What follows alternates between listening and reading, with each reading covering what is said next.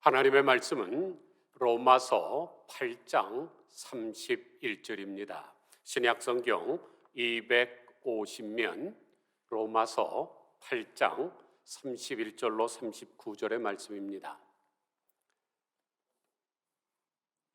제가 받들어 읽습니다. 그런즉 이 일에 대하여 우리가 무슨 말 하리요? 만일 하나님이 우리를 위하시면 누가 우리를 대적하리요?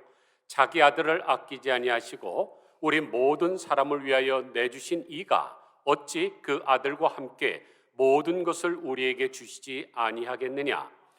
누가 능히 하나님께서 택하신 자들을 고발하리요?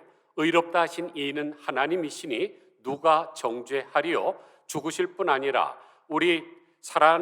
다시 살아나신 이는 그리스도 예수시니 그는 하나님 우편에 계신 자요 우리를 위하여 간구하시는 자신이라. 누가 우리를 그리스도 사랑에서 끊으리요? 혼란이나 곤고나 박해나 기근이나 적신이나 위험이나 칼이랴. 기록된 바 우리가 종일 주를 위하여 죽임을 당하게 되며 도살당할 양같이 여김을 받았나이다 함과 같으니라. 그러나 이 모든 일에 우리를 사랑하시는 이로 말미암아 우리가 넉넉히 이기느니라. 내가 확신하노니 사망이나 생명이나 천사들이나 권세자들이나 현재일이나 장래일이나 능력이나 높음이나 깊음이나 다른 어떤 피조물이라도 우리를 우리 주 그리스도 예수 안에 있는 하나님의 사랑에서 끊을 수 없으리라. 아멘.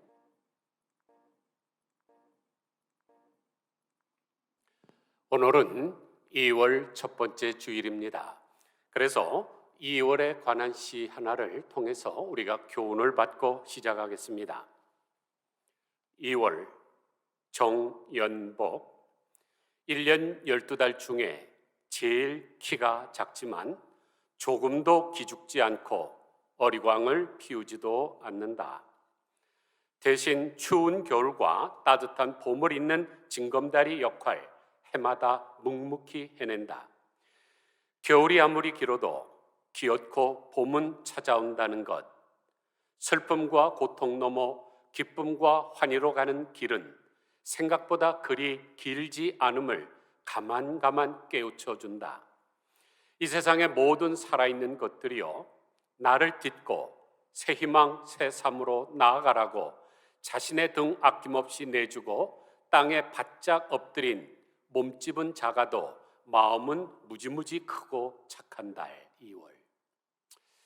참 감동적이지 않습니까? 2월은 오직 유일하게 28일밖에 없는 달입니다. 그래서 다른 달에 비해서 천대받는 달이죠. 그래서 2월이 왜 나를 이렇게 만들었느냐고 항의할 수 있지만 2월은 그러지 않고 겸손하게 받아들이며 전혀 기죽지 않고 겨울과 봄을 이어주는 징검다리 역할을 잘 해내고 있습니다. 그리고 나를 딛고 새 희망찬 삶으로 나아가라고 자기의 등을 아낌없이 내주고 땅에 바짝 엎드립니다. 우리도 이런 인생 살아야 되겠죠. 사사기에 나오는 오른손 장애를 가졌던 에웃이나 또 기생의 몸에서 태어났던 입다처럼 우리가 태어난 것이 한계가 있다 할지라도 신세 타령하거나 또는 팔자 타령하지 말고 2월처럼 비록 부족하지만은 슬픔과 고통 넘어 기쁨과 환희로 가는 길을 사람들에게 깨우쳐주면서 살아야 됩니다. 이 세상에서 가장 영향력 있는 여자를 꼽으라면 오프라 윈프리입니다. 그녀는 최초의 흑인 앵커였고 세계적인 여성 잡지 보그의 패션 모델이고 미국에서 가장 인기 있는 토크쇼의 진행자이고 개런티가 가장 비싼 여인입니다. 그래서 재산도 어마어마하게 많지요. 그런데 그녀가 태어날 때 금수저를 물고 태어났을까요? 그렇지 않습니다. 오프라 윈프리는 미국에서 가장 인종차별이 심하다고 하는 미시시피주에서 태어났습니다. 1954년이죠. 그때는 마르틴 루터 킹 목사님이 인권운동을 벌리기도 전이기 때문에 흑인 차별이 대단히 심했습니다. 특히 오프라 윈프리는 결혼도 하지 않은 19살 먹은 가정부에서 태어났습니다. 그래서 많은 수모를 당했고 당연히 공부도 제대로 하지 못했습니다. 9살 때는 자기 사촌 오빠한테 강간을 당했는데 그 후에 그 사촌 오빠와 또는 엄마의 남자친구로부터 상습적으로 성폭행을 당해서 14살 때 임신을 하고 말았습니다. 그런데 임신해서 애가 태어났지만 2주 만에 죽는 아픔을 겪게 됐습니다. 그래서 마약에 손을 대기 시작을 했는데 몸이 점점 불어서 220파운드까지 올라갔습니다. 그래서 사람으로서 겪을 수 있는 모든 고난을 다 겪은 여인입니다. 그런데 3살 때 교회 가서 말씀을 들었고 그것을 암송했던 그 하나님의 말씀을 가지고 자존감을 회복해서 세계적인 승리자가 된 것입니다. 오프라 윈프리는 자신에 대해서 이렇게 얘기합니다. 나는 뚱뚱하고 못생겼다. 나는 사생하다. 나는 지독히 가난했다. 나는 미혼모였다. 나는 차별받는 흑인이다. 그래서 그가 뭐 어쩌다는 건가? 나는 하나님의 사랑받는 딸이다. 사랑하는 성도 여러분, 정말로 멋지지 않습니까? 나의 부모가 가난하고 재산도 없고 배우지 못해서 나도 배우지 못했다. 또 나는 가난하다. 나는 가진 것이 없다. 능력이 없다. So what? 왜 다른 사람들의 눈치를 보면서 삽니까? 이런 도전적이고 건설적인 의식을 가지고 살아야 됩니다. 왜냐하면 우리는 하나님의 사랑받는 자녀들이기 때문입니다. 여러분들이 조 바이든 미국 대통령의 사랑받는 거 좋습니다. 또 세계에서 제일 가쁘라고 하는 테슬라의 회장인 일론 머스크에게 관심을 받는 것도 좋습니다. 또 미국의 대법원장인 존 로버트에게 애정을 받는 것도 좋습니다. 그러나 그런 사람들은 감히 고개도 들 수 없는 분, 이 만왕의 왕이시여 만주의 주이신 하나님에게 내가 사랑을 받고 있는데 더 이상 뭐가 더 필요합니까? 이것은 가문의 영광 중의 영광이죠. 그래서 다윗은 뭐라고 고백을 하나요?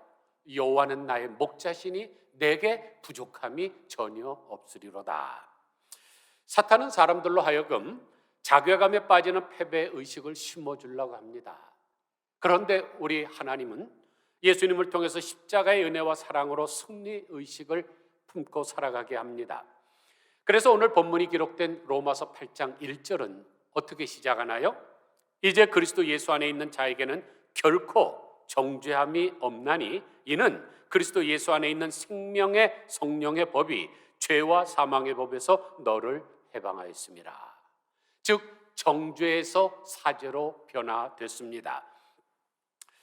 그리고 결론에서는 뭐라고 선언하십니까? 8장 37절 보니까 이 모든 일에 우리를 사랑하시는 이로 말미암아 우리가 넉넉히 이기느니라.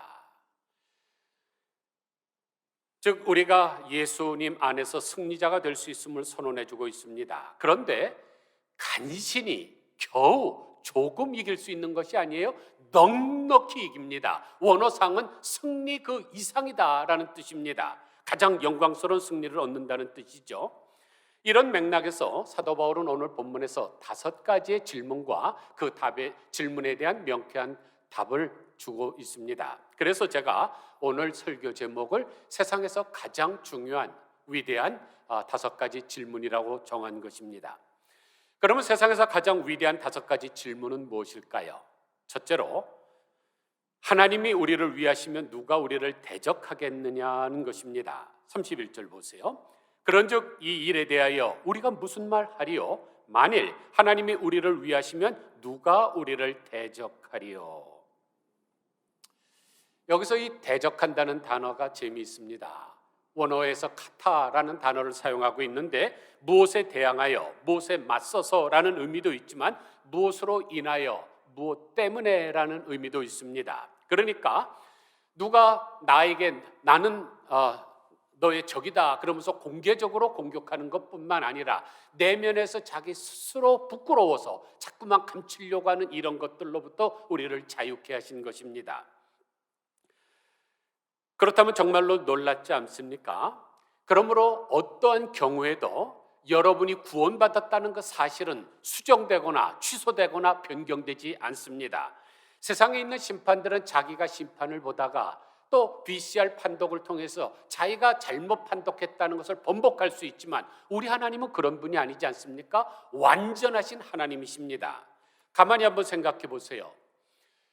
여러분이 자녀를 낳아서 키우는데 그놈이 어느 날 마약을 했다. 또는 여러 가지 잘못을 했다. 그래서 여러분이 여러분의 아들, 딸의 이름을 호적에서 파 버립니까? 그리고 관계를 끊어버립니까? 세상에 그런 부모는 없습니다. 그러므로 사이비 교주들이 겁주는 것에 신경 쓰지 마시기를 바랍니다. 여러분이 하나님을 분명히 믿으셨으면 여러분의 구원은 완전히 보장됩니다. 두 번째 질문은 자기 아들을 아끼지 않으시고 내어주신 분이 어찌 그 아들과 함께 모든 것을 은혜로 주지 않겠느냐 하는 것입니다. 32절 보세요. 자기 아들을 아끼지 아니하시고 우리 모든 사람을 위하여 내주신 이가 어찌 그 아들과 함께 모든 것을 우리에게 주시지 아니하겠느냐. 무엇이 은혜 중에 최고의 은혜입니까? 하나님께서 유일한 독생 성자를 우리를 위해서 주신 것, 이게 은혜 중에 은혜 아닙니까? 그런데 그런 최상의 은혜와 사랑을 베풀어 주신 하나님께서 그 외의 것을 아끼시겠습니까? 가만히 한번 생각해 보세요. 여러분이 여러분의 자녀를 사랑해서 여러분이 가장 귀하게 여기는 집문서를 줬습니다. 그러면 여러분 주머니에 있는 그 쌈짓돈 같은 거를 아끼겠습니까? 가장 큰 것을 준 사람은 그 다음에 모든 것은 그냥 막 풀어주는 것이죠. 하나님이 우리를 위해서 예수님을 주셨는데 그 외의 것을 아끼실 리가 있겠습니까? 세 번째 질문은 하나님께서 택하신 사람들을 누가 감히 고발하겠느냐 하는 것입니다. 33절 보세요. 누가 능히 하나님께서 택하신 자들을 고발하리요. 세상 사람들은 누구를 고발할 때 어떤 사람을 고발합니까? 만만한 사람, 그래서 자기가 이길 만한 사람 하죠. 자기가 질 사람한테 누가 고발을 합니까? 그런데 하나님을 이길 수 있는 사람은 이 지구상에 아무도 존재하지 않습니다. 하나님은 그런 약골이 아닙니다. 그런데 그 위대하시고 전능하신 하나님께서 우리를 당신의 자녀로 선택해 주셨습니다. 그런데 에베소서 2장 19절에 보면 우리를 하나님의 권속이라 그랬습니다. 가족이라는 뜻입니다. 그러면 여러분이 지금 가족 공동체를 이루고 있는데 어떤 악한 사람이 여러분의 아들이나 딸이나 여러분의 아내나 남편을 고소하면 여러분 가만히 있겠습니까? 하나님도 마찬가지죠. 당신의 자녀가 고발당하는 것을 보고만 계시는 분이 아닙니다. 따라서 그 어떤 자들도 우리를 고발할 수 없습니다. 네 번째 질문은 우리를 의롭다 하시는 분은 하나님이신데 누가 감히 정죄하겠느냐 하는 것입니다. 33절 하반부부터 보면 의롭다 하신 이는 하나님이시니 누가 정죄하리요. 사랑하는 성도 여러분, 여러분 한번 지금까지 살아오면서 재판 한번 해보신 적 있습니까? 저도 유일하게 지금 재판 한 가지 하고 있는데 우리 총회를 불법으로 이탈한 사람들이 우리 총회 신학교를 점검하고 있기 때문에 그것을 되돌려달라는 재판을 하고 있습니다. 그런데 만약 여러분이 재판을 하다가 1심에서 재판에 지면 어떻게 되나요? 당연히 항소하죠. 그러면 2심 재판을 합니다. 그런데 항소심 재판에서도 만약 지면 그 다음엔 어떻게 하나요? 대법원에다가 항소를 합니다. 그런데 대법원에서 판결이 나옵니다. 그러면 1심에서 졌던 2심에서 졌던 아무런 상관이 없습니다. 왜냐하면 대법원이 최후 법정이고 최후 판결이기 때문에 그렇습니다. 우리의 삶도 마찬가지죠. 우리가 예전에 죄와 실수와 허물로 사탄에게 이용당한 적이 있습니다. 사탄은 계속 우리를 정죄합니다. 너 같은 놈이 예수 믿고 천국에 가? 학문이 웃겠다, 학문이 웃겠다. 이러면서 계속 우리를 조롱하죠. 그러나 최종 법정인 하나님의 백보자에서 우리를 의롭다고 선언하신 분이 계십니다. 바로 하나님이십니다. 로마서 8장 30절을 보니까 하나님이 미리 정하신 그들을 또한 부르시고 부르신 그들을 또한 의롭다 하시고 의롭다 하신 그들을 또한 영화롭게 하셨느니라. 여기를 보세요. 다 과거형으로 돼 있죠. 우리를 의롭다고 하셨습니다. 그러면 게임 끝. 세상에 그 어떤 사람들이나 심지어 사탄이 우리를 정죄한다 할지라도 우리는 절대로 그런 데에 넘어질 사람이 아닙니다. 하나님이 의롭다 하셨는데 누가 정죄하겠습니까? 사실 우리가 구원받은 것은 도덕적으로 완전 무결해서가 아니죠. 우리는 사도 바울처럼 죄수 중에 괴수고 전에는 비방자요 박해자요 폭행자였으나 우리가 구원받은 것은 예수 그리스도의 십자가의 보혈로 죄사함을 받았기 때문입니다. 그런데 우리 예수님의 피는 하와이안 펀치처럼 물을 탄다 그래서 그것이 흐려지는 것이 아니지 않습니까? 그러니까 도대체 누가 우리를 정죄하겠습니까? 다섯 번째 질문은 누가 우리를 그리스도 사랑에서 끊을 수 있겠느냐는 것입니다. 35절 보세요.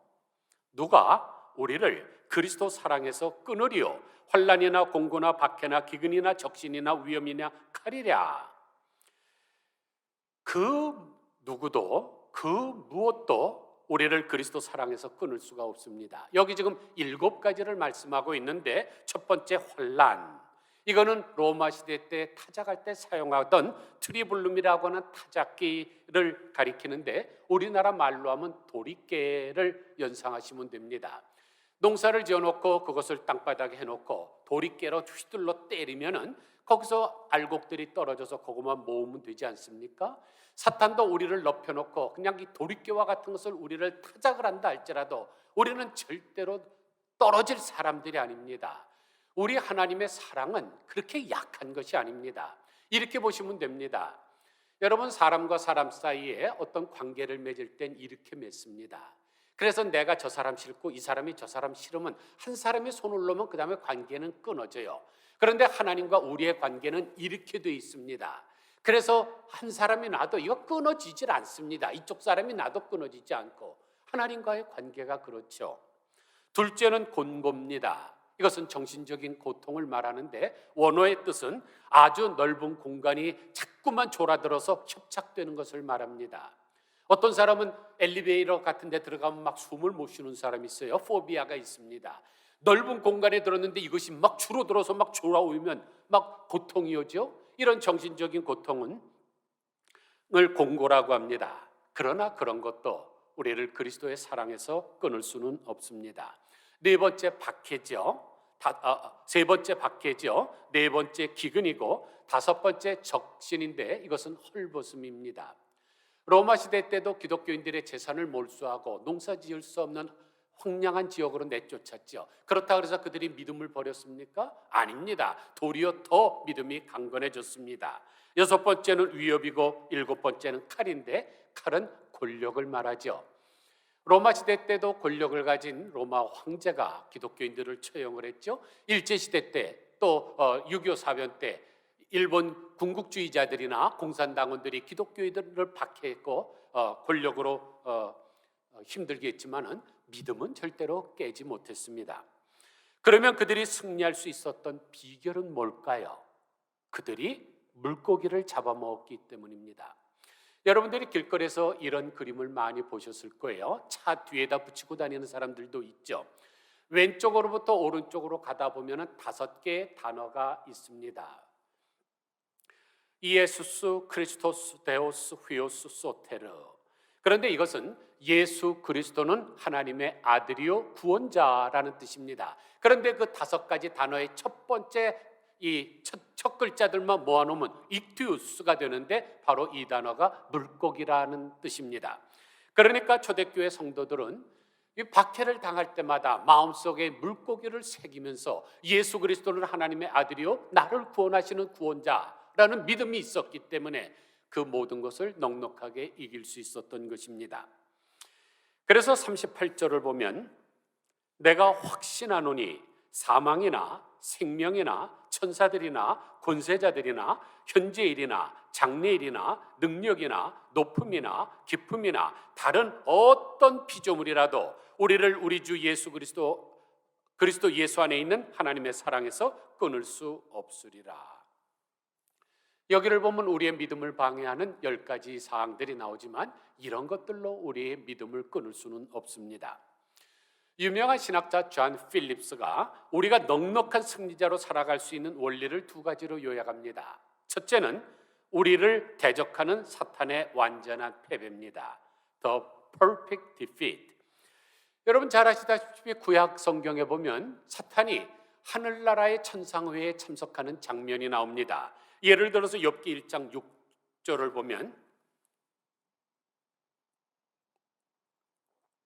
하루는 하나님의 아들들이 와서 여호와 앞에 섰고 사탄도 그들 가운데에 온지라 여호와께서 사탄에게 이르시되 내가 어디서 왔느냐? 사탄이 여호와께 대답하여 이르되 땅을 두루 돌아 여기저기 다녀왔나이다. 이와 같이 사탄은 땅의 여러 곳을 두루 다닐 수도 있지만은 하나님이 계신 그 천상회의에 참여할 수가 있습니다. 그런데 신약시대에 와서 요한계시록 12장 9절을 보니까 큰 용이 내쫓기니 옛뱀 곧 마귀라고도 하고 사탄이라고도 하며 온 천하를 꿰는 자라 그가 땅으로 내쫓기니 그의 사자들도 그와 함께 내쫓기니라. 내가 또 들으니 하늘에서 큰 음성이 있어 이르되 이제 우리 하나님의 구원과 능력과 나라와 또 그의 그리스도의 권세가 나타났으니 우리 형제들을 참소하던 자 곧 우리 하나님 앞에서 밤낮 참소하던 자가 쫓겨났고라 그랬습니다. 그러니까 이제 예수님이 십자가로 승리하심으로 말미암아 사탄은 하늘에서 쫓겨났습니다. 완전한 패배입니다. 둘째는 우리를 사랑하시는 완전한 보호이죠. The perfect defense. 예수님은 우리를 위해서 죽으셨고 살아나셨으며 승천하셨고 지금도 우리를 위해서 하늘에서 중보기도 해주고 계십니다. 요한복음 14장 16절을 보니까 내가 아버지께 구하겠으니 그가 또 다른 보혜사를 너희에게 주사 영원토록 너희와 함께 있게 하리니 그는 진리의 영이라 세상은 능히 그를 받지 못하나니 이는 그를 보지도 못하고 알지도 못함이라. 그러나 너희는 그를 아나니 그는 너희와 함께 거하시며 또 너희 속에 계시겠습니다. 보혜사가 뭡니까? 보호하시고 은혜를 베푸시고 가르쳐 주시는 분 아닙니까? 그분이 우리와 함께 계시고 우리 안에 거주하십니다. 그런데 여기 보니까 다른 보혜사라 그랬죠? 다른 보혜사라는 말은 원보혜사가 있지 않습니까? 예수님이 원보혜사시고 성령님이 또 다른 보혜사십니다. 이 두 분이 그냥 합작적으로 우리를 위해서 간구하고 계신데 우리가 뭐를 두려워하겠습니까? 34절 보세요. 죽으실 뿐만 아니라 다시 살아나신 이는 그리스도 예수시니 그는 하나님 우편에 계신 자요 우리를 위하여 간구하시는 자신이라. 여기를 보면 사도 바울이 우리가 예수 안에서 넉넉히 승리자가 될 수 있는 이유를 입체적으로 3차원적으로 보여주고 있습니다. 첫째, 예수님은 우리를 대신해서 십자가에 못 박혀 죽으신 분입니다. 둘째, 예수님은 우리에게 영원한 생명을 주시기 위해서 살아나셨습니다. 셋째, 예수님은 지금도 우리를 위해서 하늘 보좌 우편에서 기도를 하고 계십니다. 그렇다면 과연 그 누가 우리를 그 하나님의 사랑에서 끊을 수 있겠습니까? 말씀을 마칩니다. 미국의 플로리다주 잭슨빌에서 사는 스티브 다니엘이라는 사람이 알츠하이머 병으로 2019년 여름부터 요양원에서 지내고 있었습니다. 그때부터 그의 아내 마리아 다니엘은 남편을 만나기 위해서 매일 요양원에 들렸지만은 그때는 이 코비드가 한창 지금 전파되는 위험 때문에 들어갈 수가 없었습니다. 그래서 여러 가지 방법으로 남편을 만날 길을 찾았는데 주지사에게 편지를 보내기도 하고 또 여러 언론 매체에다가 사연을 보냈습니다. 그러나 코비드가 너무나 확산이 되는 관계로 효과가 없었습니다. 그러다 겨우 허락을 받은 것이 뭐냐면은 요양원을 방문하되 안으로는 들어오지 못하고 밖에서 창문에서 남편을 보는 것입니다. 그런데 남편은 그 사실을 모르죠. 알츠하이머가 있으니까. 왜 자기 아내가 들어오지 못하고 저 밖에서만 이러고 있나? 그것 때문에 남편이 자꾸만 웁니다. 더욱 마음이 아파졌던 마리 다니엘은 자신과 비슷한 처지에 있는 사람들과 함께 해결책을 찾자며 SNS에서 캠페인을 벌이기 시작했습니다. 이를 본 요양원 책임자가 방역 지침을 어기지 않으면서 다니엘 부부가 제외할 수 있는 방법으로 요양원 청소 아르바이트를 제안을 했습니다. 이제 그 아내는 지금 사람들이 많이 수용되어 있죠. 그리고 다들 지금 면역이 약한 사람들입니다. 그래서 거기서 한번 코비드가 번지면은 막 때로 사람들이 돌아가는 그런 상황 속입니다. 그런데 이 마리 다니엘은 자기 남편을 보고 싶다는, 만나고 싶다는 일념으로 그 안에 자기가 들어가죠. 그래서 청소를 하면서 수시로 자기 남편을 만났다는 이야기입니다. 이 이야기가 작년 7월 13일에 워싱턴 포스트에 소개가 되어서 많은 사람들에게 감동을 줬습니다. 그런데 말입니다, 하나님의 사랑은 이것보다 훨씬 더 감동적이죠. 하나님은 우리를 만나기 위해서 인간의 모습을 입고 이 땅에 오셨습니다. 오셨는데 요양원 청소부 정도가 아니라 죄의 고름과 종양과 썩음으로 인해서 죽어가고 있는 사람들을 구원하시기 위해서 이 땅에 오셨습니다. 그래서 우리를 치료해 주시고 의롭다 하시고 나는 죽기까지 너를 사랑한다고 고백해 주셨습니다. 미국에서 시골 마을에서 작은 교회를 목회하고 있던 레흐만 목사님이라는 분이 계십니다. 너무 교회가 작기 때문에 사례비를 넉넉하게 받지를 못해서 가게를 돌보기 위해서 치즈 공장에서 일을 했습니다. 어느 날 출근하는 이 남편의 도시락에 그 아내가 스코틀랜드 신학자인 사무엘 루더포스가 쓴 시 한 구절을 써서 넣어줬습니다. 점심시간이 돼서 도시락을 먹으려고 딱 여는데 시 한 편이 있습니다. 내가 만일 하늘과 땅이라는 넓은 종이를 가졌고 모든 강물과 바닷물을 잉크로 삼아 세상의 풀떼를 다 붓으로 삼는다 해도 하나님의 사랑을 다 기록할 수 있으랴. 그 구절을 보는데 너무나 큰 영감이 떠올라서 그 자리에서 찬송가 하나를 작곡했는데 그것이 바로 304장이죠. 하늘을 두루마리 삼고 바다를 먹물 삼아도 한없는 하나님의 사랑 다 기록할 수 없겠네. 하나님의 크신 사랑 그 어찌 닿을까? 저 하늘 높이 쌓아도 채우지 못하리. 하나님 크신 사랑은 측량 다 못하네. 영원히 변치 않는 사랑 성도요 찬양하세. 이와 같이 하나님의 사랑은 측량할 수 없습니다. 바다를 먹물 삼고 하늘을 두루마리 삼아서 기록한다 할지라도 다 기록할 수 없습니다. 그러면 게임 종료입니다. 그 사실 하나만으로도 모든 것이 끝나기 때문입니다. 그래서 유진 피러슨이라고 하는 신학자가 이런 신앙 고백으로 살아간다고 했죠. I need a thing. I need a thing. 나는 아무것도 필요 없다. 왜냐하면 하나님이 사랑하는데 그 외에 뭐가 더 필요하겠느냐는 것이죠. 아무쪼록 세상의 그 어떤 것들도 그리스도 사랑에서 우리를 끊을 수 없다는 사실을 믿으며 하나님의 사랑에 중독되어서 감격하고 행복하게 살아가시는 우리 모두 다 되시기를 주님의 이름으로 간절히 축원드립니다. 기도하겠습니다. 하나님 아버지, 다윗이 고백한 대로 여호와는 나의 목자시니 내게 부족함이 없으리로다. 또 유진 피러슨 목사님이 고백한 대로 I need a thing. 나는 그 어떤 것도 필요치 않습니다. 왜냐하면 하나님이 나를 사랑하시기 때문입니다.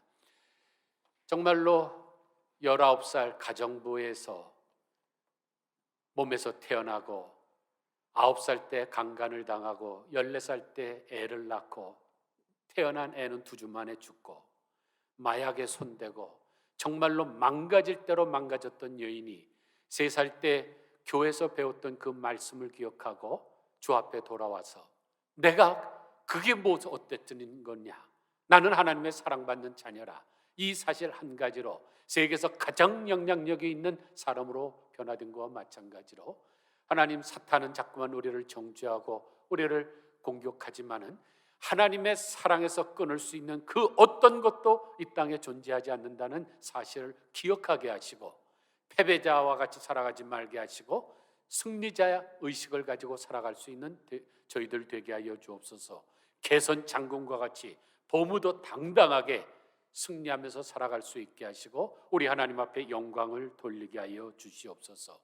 하나님의 사랑에 중독되어서 정말로 너무너무 감격해서 행복한 인생을 살아가게 하여 주시기를 원하옵고 우리를 구원하신 예수 그리스도의 이름으로 간절히 기도드리옵나이다. 아멘.